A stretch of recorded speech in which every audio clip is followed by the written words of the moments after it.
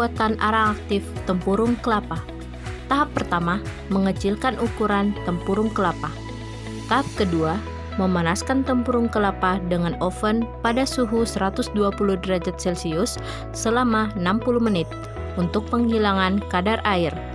Tahap ketiga, memasukkan tempurung kelapa ke dalam tanur atau furnace pada suhu 600 derajat Celcius selama 60 menit untuk proses karbonisasi. Tahap keempat, mencampurkan arang dengan aktivator polyethylene glycol dengan melibatkan reaksi solid state.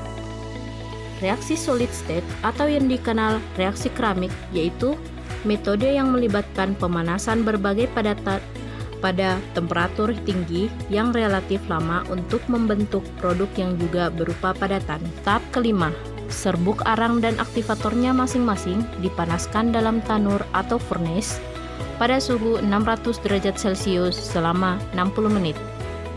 Tahap keenam, memasukkan ke dalam oven dengan suhu 120 derajat Celcius selama 30 menit.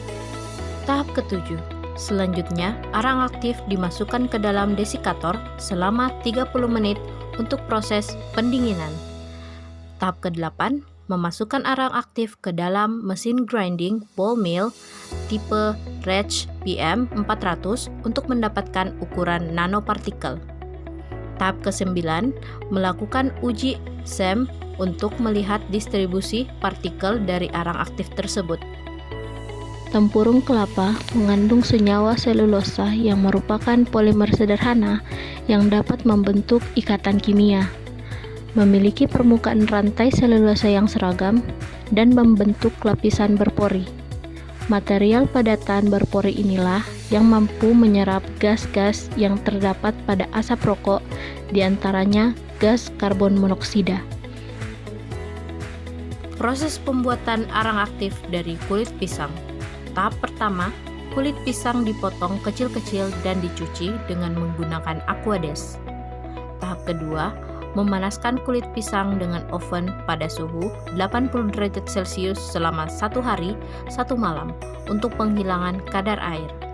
Tahap ketiga, memasukkan kulit pisang ke dalam tanur atau furnace pada suhu 500 derajat Celcius selama 60 menit untuk proses karbonisasi.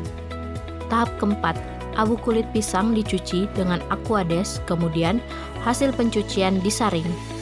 Tahap kelima, serbuk arang dikeringkan di dalam oven suhu 110 derajat Celcius semalaman untuk proses aktivasi atau aktivasi fisika. Tahap keenam, selanjutnya arang aktif dimasukkan ke dalam desikator selama 30 menit untuk proses pendinginan. Tahap ketujuh, memasukkan arang aktif ke dalam mesin grinding mill type Retsch PM400 untuk mendapatkan ukuran nanopartikel.